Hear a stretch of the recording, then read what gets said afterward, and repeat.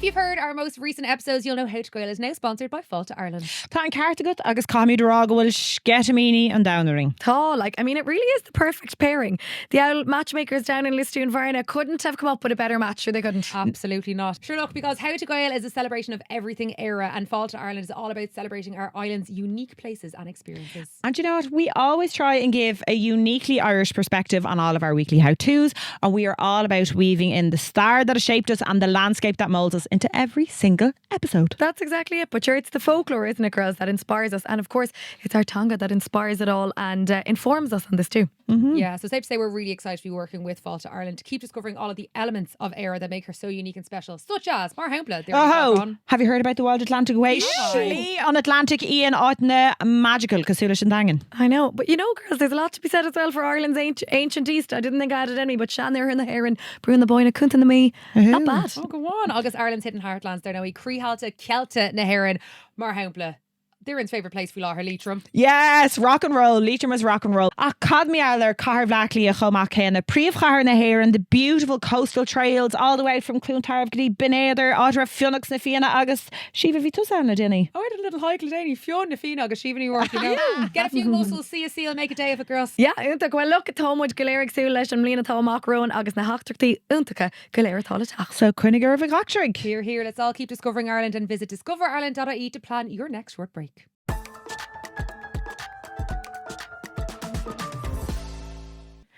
Dave, Agus, Fáilte go, How to Gael, Lumsa Shiva, Lumsa Louise, Agus Lumsa Darren. Sorry, did I call it harder than McClure there? I'm quite really husky, Agus sexy. I thought you were in the middle of a yawn. You were like, guys, is that Darren? Do you remember for that brief period, St. Or, where I had a really sexy husky voice for like 3 weeks? The 3 episode in a rev to Casula Louise. I've never been hotter. Fucking hell. I've never been hotter. Sorry, do you think my voice is that hot, do you? No, it was hot on me. No, she goes. No, it's not. It was hot on her. It wasn't great on you, but it was great on me. Girl, I'm constantly husky. It kind of like muted my nasally tones. Honestly, I've been husky since about 2016. You're husky the day you were born. I was crying. I came out.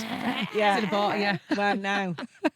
There used to be a thread actually on some mean online forum about my voice and reviews of Gubber. He is Spence out West saying that I always sounded like I was after being on a night out. Let's resurrect that thread. Yeah. What a fucking bitch. Also, were they wrong? You probably were out constantly. I know, yeah. Let's take the spad. Southwest. Oh my God, I can't that was it. Great radio now. This is on full video or Spotify, on our YouTube, Nod in Dermot Fail of Brand New in August Aisha Glesh no Husky Voices again out Kiana. And Gwilma Dirty Man Ho Shield there, Instagram, August TikTok and Shinamade. Yes. Yeah. I'd actually love that if I came out of my husk. I think I just have a low voice. Do you know what I mean? Yeah, you're an alto girl. Am I a low dough girl? Oh my God, do you know we're always up to high dough? Maybe I'm a low dough girl. You couldn't be low. Is there nothing low dough about me? Your blood pressure is too high for you. Yeah. High blood pressure, low voice. I don't know. Anyway, sure, look it. Couldn't you be worse things? Yeah. Maybe you gave up talking for Lent. For Lent. Oh. For Lent, yes. Do you know that's like when you're in school? I'm giving up homework. So, but our hook to end with the curries. To stay on that end with the Gurn curries. Neil. Yeah, if you miss your stay on Shukra and but just the Yarudas and Hammer Fad. Sorry. Yeah. It was in Cade Law and we were supposed to Galia August dog Fogok Shockloids a Shomra and we were there like, oh, they left us some really nice orange chocolate. She goes, fuck, it's Lent, literally on Cade Law. I was like, piece of tokagum. I know, but I keep being like, no, I'm supposed to be off to sugar now, done curries, and then I keep like eating Shukra and being like, fuck. Yeah. But just diet starts tomorrow. No, before I thought she'd her like relapsed to Catholic I am, you know. Yeah. But yeah, Bavralim, have you ever done curries? Oh, Beta Nervy is like a death. Really? You're right to Albata, you know. Oh, Derhan not crowd. No. I guess if you miss him of regular all war and never him fought. Oh yeah. So if you go and sneak all Milshaw new playground, I would steal anything from anywhere. Yeah, I think anytime I did it, I would have just been tactical for you. I guess be like Canelica, and I'd be like, okay, I'm off chocolate, but I'm allowed crisps. Or do you know? I'm giving up chocolate, but I'm allowed ice cream. Yes. So I don't think that no Christian he is the creased now. He wasn't in the desert. He wasn't in the desert being like, I've no food and drink, but I do have crisps. Yeah. It's all about those Canelica. Jesus, come on, get with it. But you know, I remember we used to have like a child minder, whatever, when we were at school, right? And like her son would be coma, egg date of like, I don't know, I feel it was there always a day you could get away with. Was it like the weekend? Or Podrick. Lála Podrick, but was there also on Carriesca Vrisher Lála Podrick. I feel there might have been a bit of flexibility on a Sunday too. Yeah, never Lála Podrick there. Well, Lála Podrick Kate von Gate. That's when Jesus himself came out of the desert, isn't that it? Oh, yeah. For a pint. And he said, Veda "Wait to the heron. Oh, Liggy Susan, shocked the law dag." Oh, for fuck's sake! I because I had a rash in America, and I was like, Jesus Christ. Yeah, I know. For what time? Jesus Christ! I came back from America, and I was like, "That's it. I'm off the drink. I'm off the sugar for Lent." And then, sure, Jesus Christ. I know. One, two, skip a week. Fucking not even a week. Skip a day. I was back on the chocolate and I'm back on the drink. But anyway, sure. Right, toast off for a bit, Louise. No. Sure, I'm Near supposed to be on the dry as well. Tom actually, do you know his gas? Araka on Alchin and Water for Whispers that it was like how to do reverse Lent. Or it was like do reverse Lent. So it was basically the things like the bad things you take up for Lent. Oh, yeah. So I actually think, that suits me a bit better. But it's more of a notion gur féad leat rudí a hosnú than dahad law. You know, like, go does no harm. Do you know what? It's a bit fucking New Year's resolution coded. We're only out of that and we're into it again now with the next thing. Let us live. Like, I don't want to be doing any giving up or taking up or giving up. Taking it up where? Nothing. Taking it up the wild Atlantic way. Just let me have a little bit of namaste now with no fucking, like no deadlines. Okay. That's actually one we brew. Actually, I did buy the other day. All of a sudden, Oh, Jesus. Oh my God. I'm chilled. Do you know what I did buy though? And I'm curious to know Cad the Cap and faoi. And the Cadbury cream eggs. Not a fan. Mini egg. All day, every day. Yeah. All day, every day. Yeah. Cream egg, not for me. Brawl and cream eggs. Really? I love licking them out. Girl, I also love licking them out. Yeah. Like really, the ruddy and faoi, but it's doing bore and then currents doing tongue and balaka How do you eat yours? Don't flip this in a funny way. The fucking perverts who are looking off the tights are going to be all over this. No, it's fine. They don't like the jeans. But do you not like licking it out? No, I don't like the constituency of that. Girl, it's not political. Like it's a cream egg. It's always political. I don't like the filling of the cream egg. On a I don't know, but like it's féad leat literally like the grains of sugar. Yeah. Like, it's féidir raw. So I have an issue. You always have an issue. I do, and I actually, as we're talking politics, Darren, thanks for bringing it, but making it political. I think it's not creamy enough. Sometimes you get them and they're too like it's like you're biting it. Grainy, take them chin. Yeah, and I think lacht the high Michelat, agus ceapam chumá go bhfuil on like on Paul sin sa lóir. They used to be bigger hole. Yeah. Girl, whatever way you like your holes, I'll leave it up to you. So Cara Lumsa, agus ó héh cream eggs at capshi gur like near is she from a blianta eat mar cashi gur actual of a bhí lastig dov near hick she gur like rud fuila. Yeah, Emma Smith. I'm calling you out, Emma. Emma Smith, you've been too long in England. Get home, for God's sake. What have they done to you? Scotch eggs have ruined your life. Cadbury's like, yeah, so near she had a blianta eat mar capshi gur fear of a bhí onto. Oh my God. Biggie just needs to come home. Yeah. And sorry, one more question on the cream egg tobacco.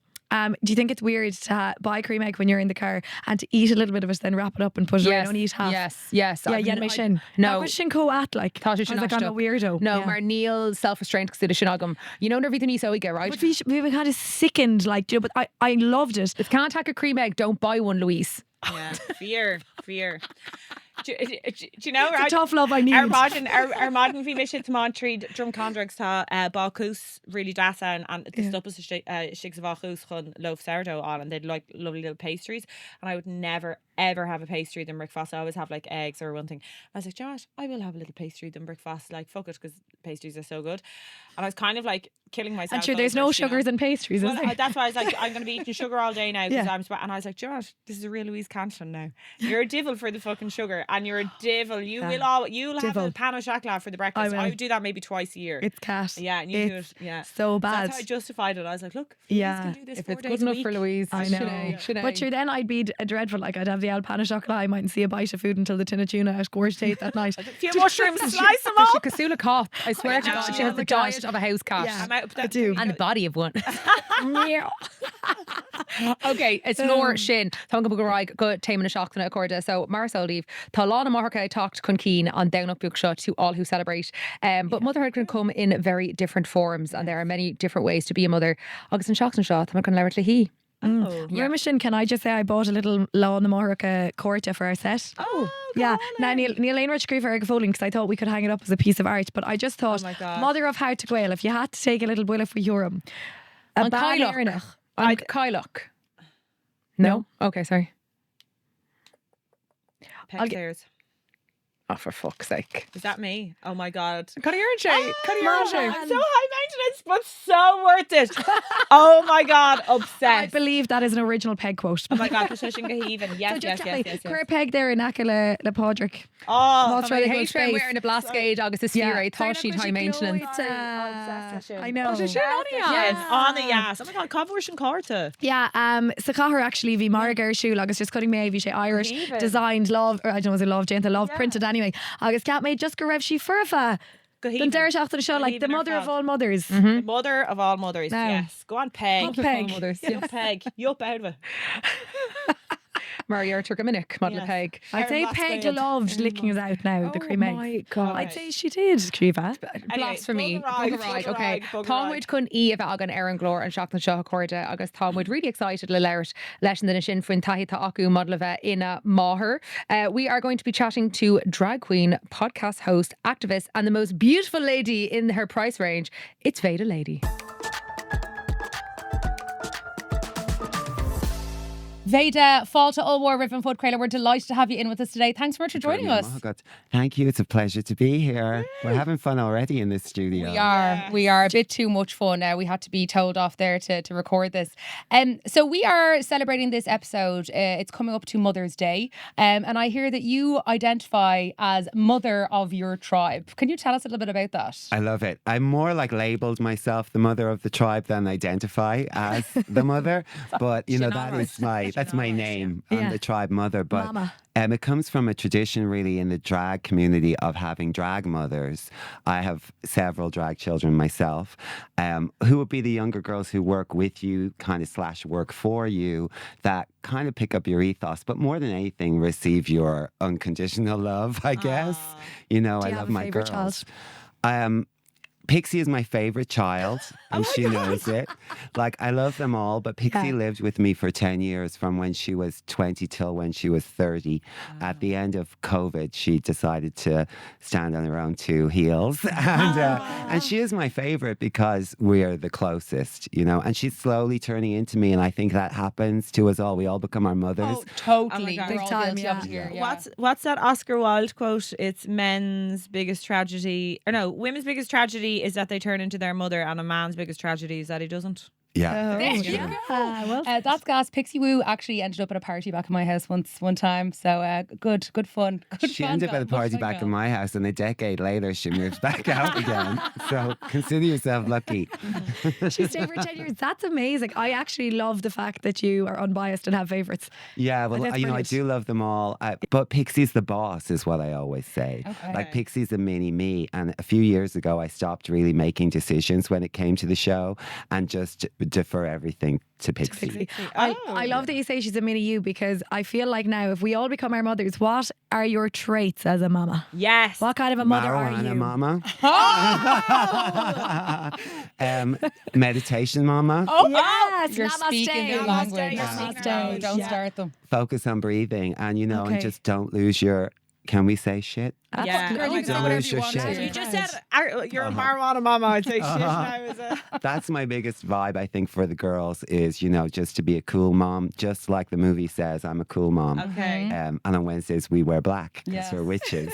Oh my God. Yeah, Inishting Me Aller Wednesdays. Well, Very we have a exciting. show in the George every Wednesday called Witchy Wednesday. Okay. And I started it in 1999. So I've been doing the show for a number of years now. And over the years, I've had legions of queens work with me. So I guess when I say that I'm a drag mom to many, I really am. They come and go.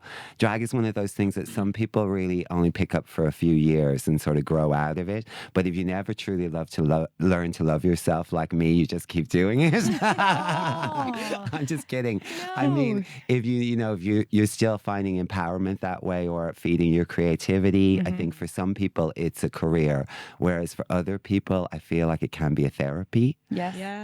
That you know work your way out of. Maybe some people discover their own trans identity that way, or others just really claim back some of the freedoms that we weren't afforded when we were kids as queer kids, especially people of my generation. Yeah. You know? Because I actually watched your short film, Pregnant with the Drag Queen. And I thought you were going to say Pornhub there for a second. We watched it too. I did a lot of research, hours of material up there. You look great, by the way. Thank you. But in this short film, you kind of tell your own story of growing up in quite Catholic Ireland as a young boy and how you felt. I think something you said in it was that you said you repressed your femininity growing up. Yeah, I had to. I didn't have a choice in it. That was just the message that was sent to queer kids, and still to a lot of queer kids. We live now in a more privileged way for a lot of different reasons in Ireland, but we're just one small country in the world. So repressing your femininity actually mightn't even just apply to queer kids, maybe to all kids, because I feel like all men and boys are taught to repress that sensitive side of them that we call femininity. And really, I think there's nothing more strong than someone who can be compassionate and can show emotion and be authentic. So it's the definition of strength, I guess, that I'm questioning. I'm going to do a little name drop here. Sorry, the girls will be like, shut up, Louise. Love it. I met Paul Mescal recently, right? Here we go.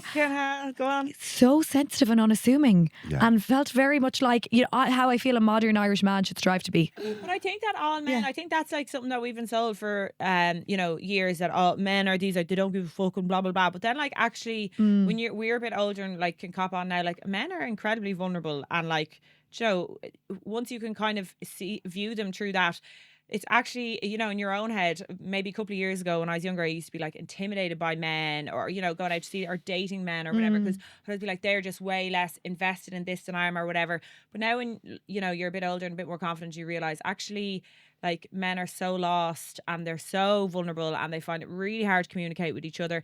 And in a lot of ways, like, the queer community, they're so lucky that they have that openness, because a lot of straight Irish men struggle with that massively, and it, you can see the damage. A lot of straight, toxically male men are running the world, and that's a big fucking issue. So, like, it's kind of terrifying that straight, toxically masculine men have that much control. Like, give me the effeminate, sensitive The mothers. So let's go back, Veda, then to, like, the kind of, where does the need for drag mothers, do you think, come from within the community? Well, I think originally it came from communities that were extremely underprivileged and underserved, like queer and trans communities in the ballroom scene in New York is where the tradition comes from. They created houses, which really were houses, because a lot of these young people were homeless, and they would live with their drag mothers in semi-squats or, railway apartments or in the meatpacking district in London, and they would all live together to survive. And a lot of sex work was involved, but also a lot of celebration, a lot of disco dancing, and a lot of walking the balls. And the ball was basically a disco party where people came together, but as characters. And you probably saw, like, in TV shows like Pose, they would come together with a theme and dress in the theme and then walk the ball and win prizes that way. That's where voguing comes from, and the whole tradition of voguing. Yeah.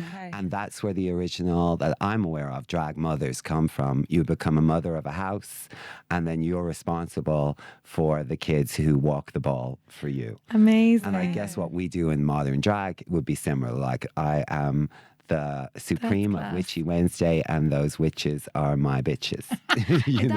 That's so amazing. I just wanted to say about voguing. I was filming a program in Marrakesh last year, and I guess they're obviously still a lot more limited as with how they can express themselves, the drag queens in Morocco. And there was actually a drag mother who had this incredible community school where, like, Muslim girls and boys could come and vogue, and, like, they aren't allowed in certain areas of Marrakesh to film TikToks on the street, so all they wanted to do was come to this mother drags dance class, vogue, and film it for TikTok. It's just as simple, having an outlet and somewhere to do that. Like, it's incredible how powerful that can be. And I think that happens in queer communities all over the world. It's just something that is necessary, is to allow that side of yourself.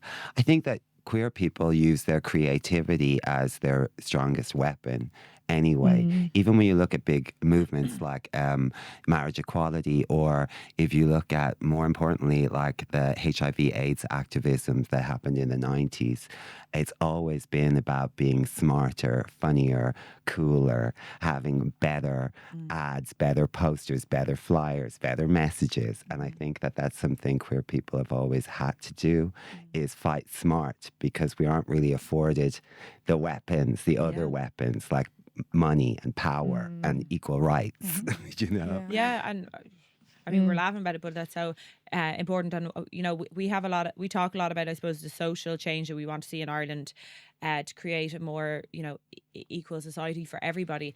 I'm really interested in when you started off your Witchy Wednesday night, say in 1999, and how, okay, in a lot of ways we've come so far as a society, but it's kind of scandalous, the news that came out even last week or a couple of weeks ago about Brendan Courtney and how he was attacked.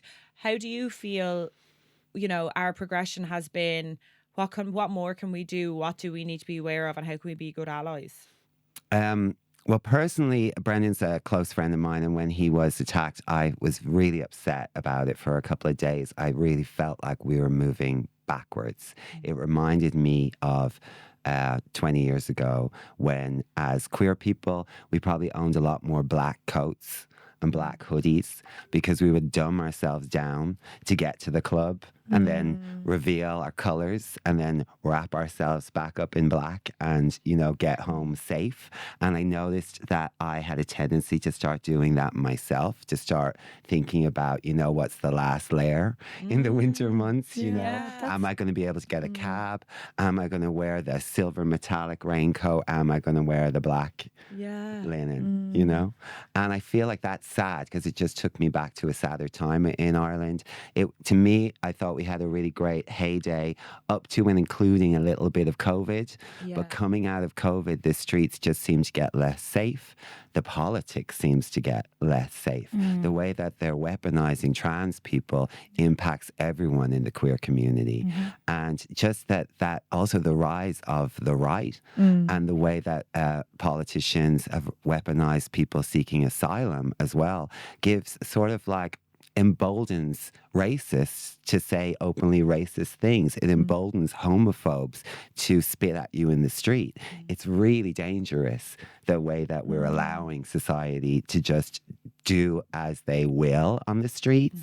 I think I'm never a big advocate for, you know, for violence or that type of police intervention, not at all. But I think that community policing, proper social outreach, programs for young people.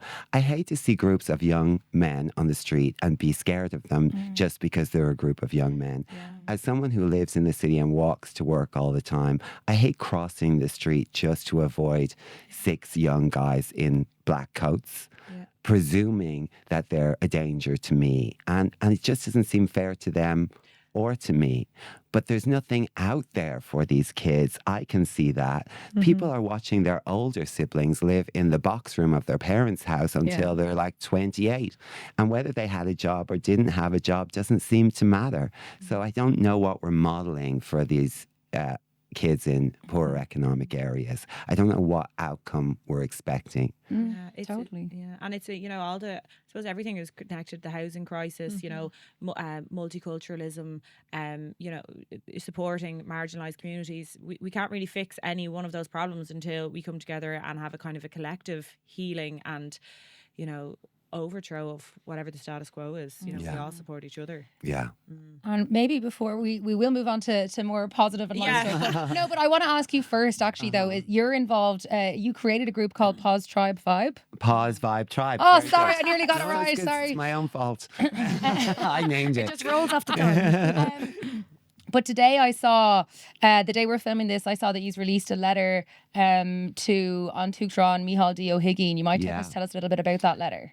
Actually, yesterday morning, I went for coffee with Robbie Lawler. Dr. Robbie Lawler is my podcasting partner, and we started the Pause Vibe Tribe together during the first year of lockdowns. Good and West Dublin man. yeah, amazing Clondalkin man.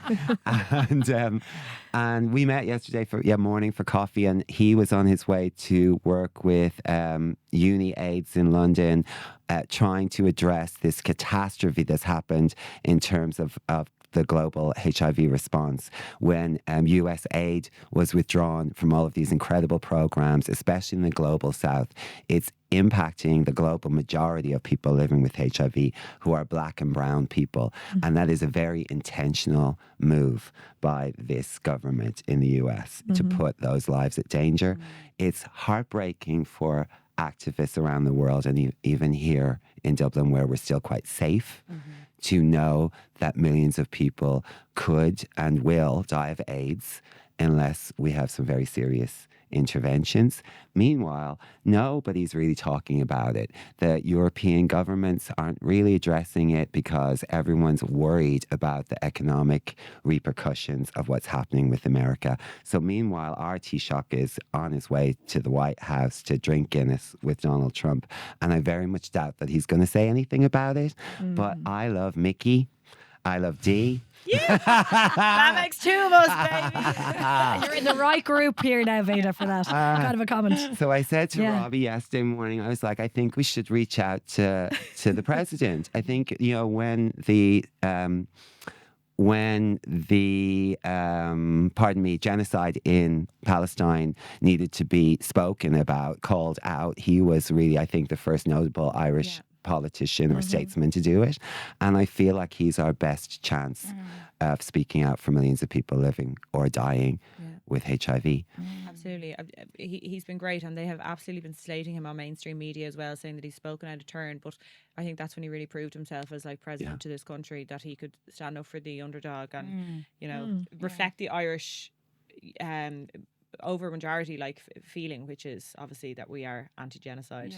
Yeah. So hopefully he picks up on this letter as well. I hope he will. We put it online today, and we sent it yesterday via email and post, and I believe in him, so hopefully we'll have an update for you. But talk to us about your campaigning then around HIV, because I know there's an amazing new U equals U is a campaign that's been going on for the last few years, and the leaps and bounds that the medicine has made just means that it's an overwhelming positive campaign now. Yeah, mostly we talk an awful lot about on our podcast and in documentaries and any chance we get about the fact that a person living with HIV can't pass on HIV to anyone else as long as you're on effective treatment. And these days, effective treatment should be widely available to everyone. And certainly in Ireland, it's available to everyone. And it's good to know whether you have a stamp on your visa or no matter why you're here, you will get medication for free. Turn up at any hospital and they'll tell you where to go and how to do it. So you don't need to have you don't need to be here legally or illegally. I hate those words, but you don't need anything. You just need to be living with HIV and want your medication. So we love to just get that message out there. And recently we launched a campaign with the HSC, a national campaign called You, Me and HIV. And it features two women living with HIV, Aoife and Ayanara. And it also features two other women, Robbie and me. And the idea of the campaign is primarily to get the message that you can't pass it on, even to a baby if you were to have a child, as long as you're on medication, or any of your lovers, or certainly anyone else. It was horrifying to find out through research that only about 30%, 3 out of 10 people in the country knew that a person living with HIV was no risk to them if they were on treatment. It's a very low number considering it's just a scientific fact. So the HSC, through quite a bit of work, we managed to get ourselves in the room, and luckily for us, the HSC really took what we were saying to them to heart and put a lot of money behind it and a lot of work behind it. And it's the biggest campaign that they've done for HIV ever. And it's, on your TVs, on your bus stops and, on your buses and on your phones. And we're super proud of it. It was a very conscious decision, speaking of Mother's Day, to put the women at the front of the campaign, even though in our tribe we have a lot more men.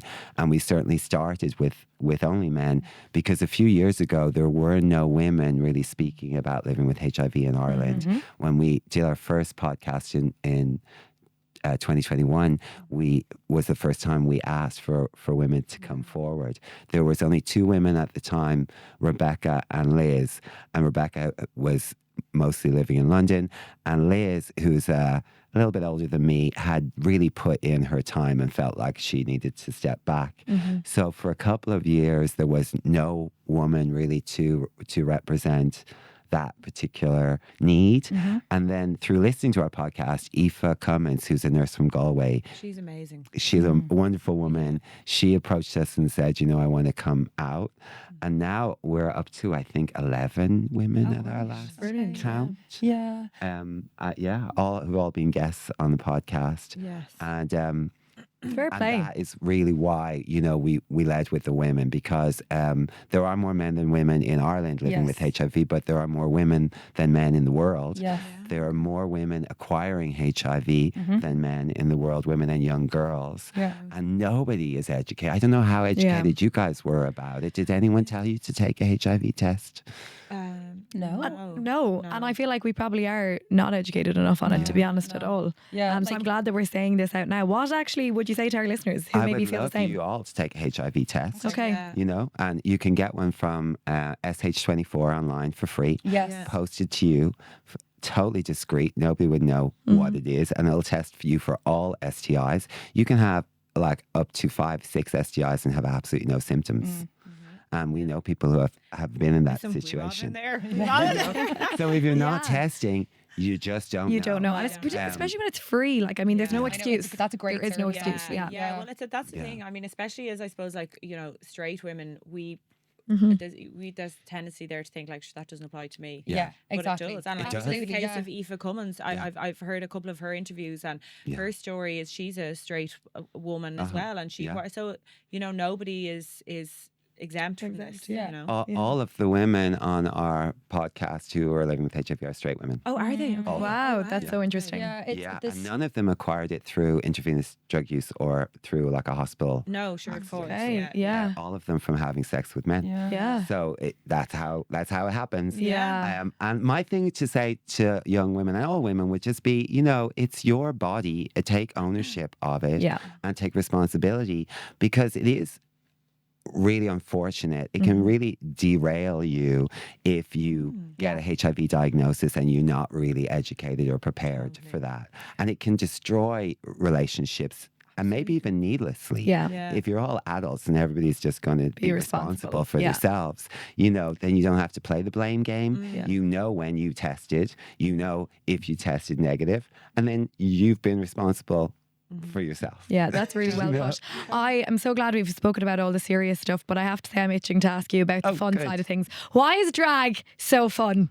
Everything about it, the glitz, the glam, the getting dolled. Like, what's the best thing about it for you? What do you love the most about drag? Queer joy. Queer joy is what drag is to me. And it doesn't always have to look like joy. Drag queens are just so incredibly diverse and imaginative that, drag queens can be dark, drag queens can be angry, they can be cutting, they can be loving. We can be all kinds of things, but at the core of it all is joy. I think because what we're really doing is taking all of the things that we should have been given. Yeah. Just taking them for Do you have a ourselves. drag alter ego? Do you have someone that you become? Well, Veda and I are not very separate anymore. I think when you've been in drag for, I'm 52 now and I started in my mid-20s. So I've been doing it a really long time. And I think over time we've become more like the same person. I've become, I guess, a little bit more empowered, and she's become a little bit softer. I'm just imagining you strolling around Portobello and voguing, dropping for one of those. My goodness. Yeah. Yeah, Does that for happen? sure. Well, during COVID, it all happened. It really did, because we were doing drag shows from home. And and the restrictions were a bit weird. At one point, Viola was coming in around the back and sitting in the back garden at a table doing her makeup. Pixie would be upstairs doing her makeup, and I was in the kitchen because everyone's supposed to be socially distancing as much as we could. And we do this drag show where Pixie would come in from this door and I'd come in from that door and Viola would come in from this door and then go back out because we didn't want to be God, you were modeling. so well behaved. Well, no, then once the cameras went down, we get together and have drinks. But you just couldn't But we paper didn't trail. want to be modeling that in front of like Role 5,000 models. people would be watching. Social distancing. Like literally 5,000 people a week were watching our show on a Wednesday, and yeah, so we would just be real careful so that we weren't telling everybody just. I'd love to ask you, Veda. So we're members of the Irish language community, and like that community faces its own adversities. But like I always say that when I left my secondary school, I kind of felt like a bit bereft, a bit alone. And it wasn't until I started working within the Irish language industry that I found my kind of tribe again, and that I found my community. And although like there's a lot going on in the world, I really do believe that it's the power of community that really brings us all together and makes us believe that like we can overcome these issues. You might talk a little bit about the importance of your community to you.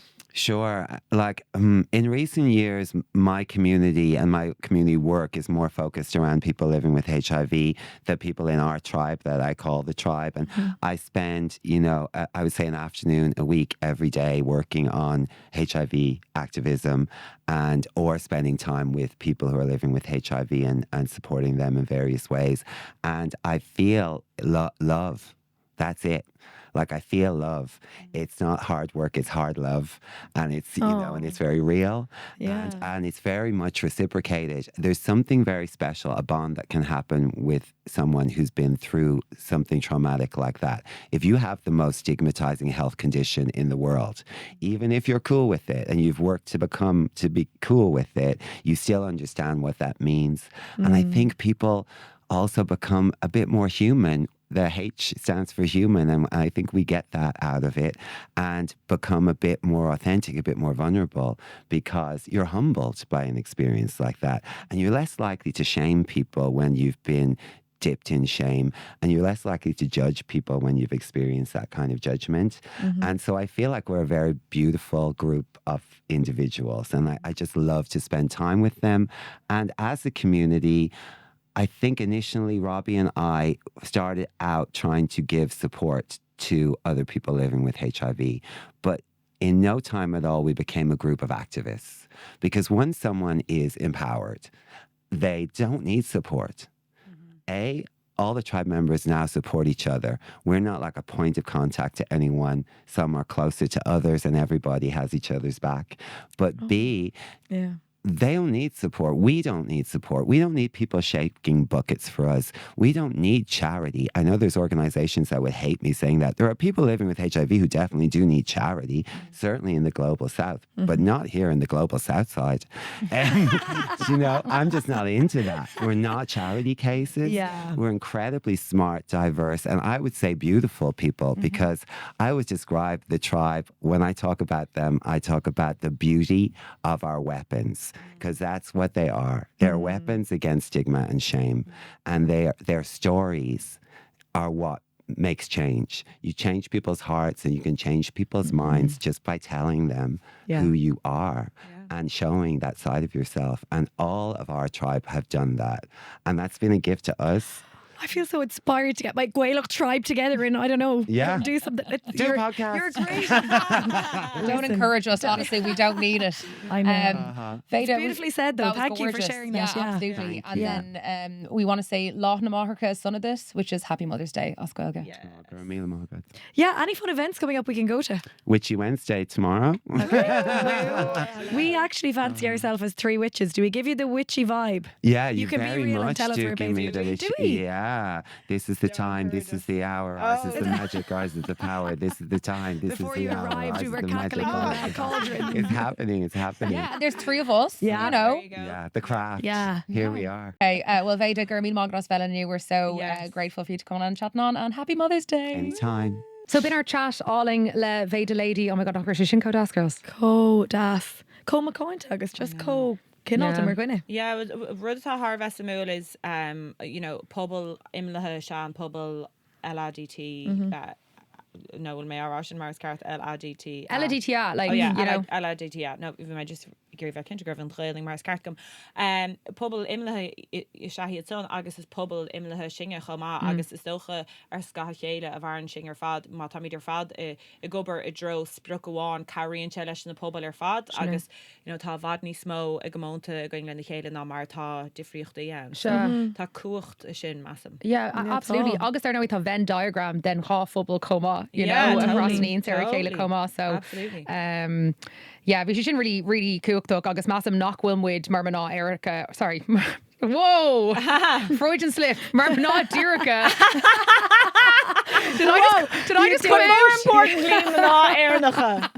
No, there be Erica. Éirnacha. Oh, sorry, Yeah, ná Dúracha. Cabbage actually gur there too, but no. Erica, I could have got away with it then. Ná Dúracha, go ma dear notice faoi, you know, na tástal HIV show. So I really have to go much. Well, I'm actually considering it, and I think Aina dog Aishik Savala. Let this be your little sign Let's to do a it. group. Let's do a group HIV testing. Let's do a how to go meet up. Yes, and everyone penis stick. Yeah. Okay, glúis na seachtainna cóide Aina dagah.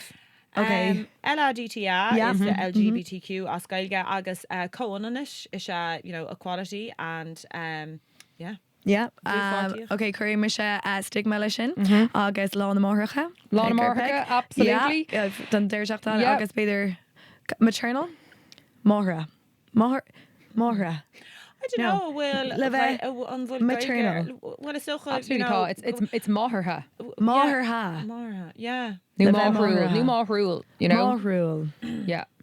I would say now, sorry, Yeah. sin size bearlachas. I'd say like better gur gailge níos díl Fair ná sin, yeah. like a din of patruchter dinne, you That's know. good as. Agus sinne better, you know, because that's kind of a rud nua like this notion of mothering, but a din of patruchter dinne better gur on a sin rud wá. a bhad níos díl. Oh, as in like on... dun gailge like. Yeah. Well, Yeah. have on sale drag day.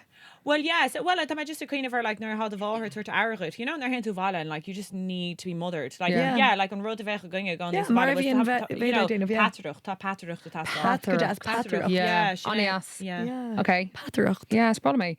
And then via security talked ar an ghilge agus malesca mata se seo déint again eile ní raibh sin talked Erlina ní raibh sé san ochlor atach ach an ghilge U equals U, which is undetectable is untransmissible. So on ashkana tá agam sa air ná do vrata equals do astrathe. Oh my God, Wow. Shiva is after my title of wordsmith. On yes, Fair play, but I love that I wasn't able to translate equals. Do vrata Corumle. equals do astrathe. Yeah. I know, but Corumle. no, it should be is unan do vrata agus do astrathe. Yeah. Well, do you know what? There we You're go. right to come agus. CC Christian the vocal nua, give her a job. Folklore.ie. Oh, okay. Come on. But yeah, not a derma goil fish on umlan air Spotify, agus YouTube, agus my ep nua, bonus ep nua air Patreon and Shocks and Show. Woo! Tommy Yes. more less. Agus there now we Gurma got Fault to Ireland because this podcast is sponsored by them. Woo! We love you, Era, on Fall to Ireland. Okay. Dean Shocks and Show again. Slán. Slán.